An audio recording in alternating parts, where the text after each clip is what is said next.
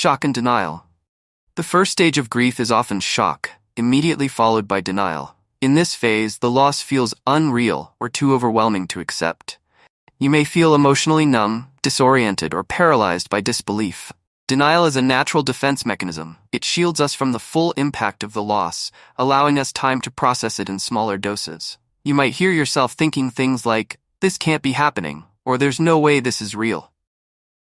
At this stage, we're not ready to face the pain, and that's okay. Pain and guilt. As the shock wears off, the emotional pain sets in. This is the stage where the grief really hits, and it can be an intense experience. The pain may be emotional, like overwhelming sadness or heartbreak, but it can also manifest physically with symptoms like fatigue, nausea, or headaches.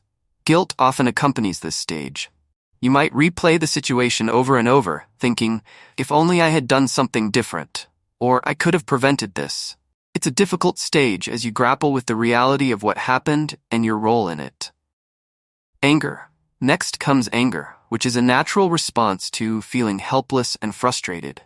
Anger can be directed at many things: yourself, others, the person who passed, or even the universe.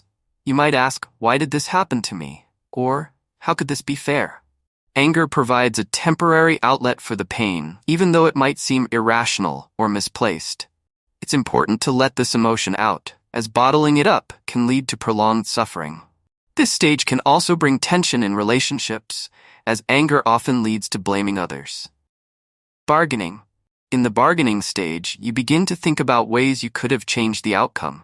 Bargaining often comes in the form of if-only statements. "If only I had done this, they'd still be here," or "If only I'd said something, things would be different." This stage is a way of negotiating with yourself or a higher power, trying to regain control over a situation that feels uncontrollable. In many cases, this stage reflects a deep desire to reverse the loss, even though intellectually, we know it's impossible. Depression. As reality continues to sink in, feelings of deep sadness and hopelessness become prominent. This is the stage where grief is often the heaviest. You might feel withdrawn, disconnected from the world, and lack interest in activities that used to bring you joy. This stage can last for a long time, as the full emotional weight of the loss is processed. It's important to note that this type of depression is not a sign of weakness or a condition that needs to be fixed. It's a natural part of healing and is often necessary for true acceptance to take place. The upward turn, reconstruction and testing. After the intense waves of grief begin to subside, there's an upward turn in emotions. This doesn't mean the pain is over, but you may start to feel a sense of calm or relief. You begin to test new ways of coping, slowly adjusting to life without the person or thing you've lost.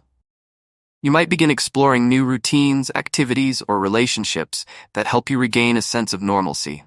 This stage is about rebuilding your life, finding new ways to move forward while still honoring the memory of what was lost. Acceptance and hope.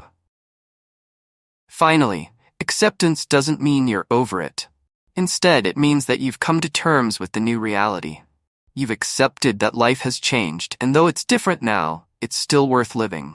This stage is marked by a sense of peace. You may never stop missing what you lost, but you begin to find joy and purpose again. Hope returns, and the future doesn't feel as bleak. This stage is about embracing life as it is now, without trying to forget or erase the past.